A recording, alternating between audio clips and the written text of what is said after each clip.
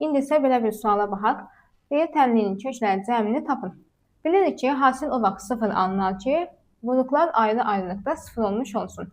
Onda yaza bilərik ki, x kvadratı çıx 25 bərabərdir 0-a. Muxtasar vurmanı tətbiq edib, x çıx 5, x üstə gəl 5 kimi bunu aça bilərik. Bərabərdir 0. Onda x çıx 5 bərabərdir 0, x bərabərdir 5. Digərində isə x üstə gəl 5 bərabərdir 0, x bərabərdir -5 olacaq.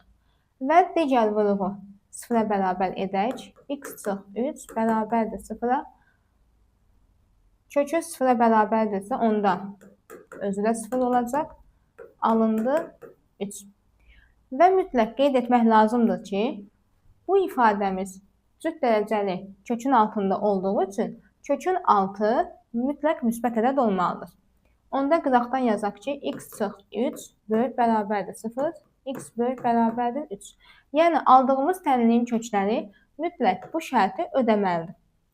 Ona görə biz -5 kökünü kənar kök olaraq sayırıq və tənliyin kökü alınacaq 5, digər kökü isə 3. Mənə bu köklərin cəmi lazımdır. 5 üstə gəl 3 bərabərdir 8.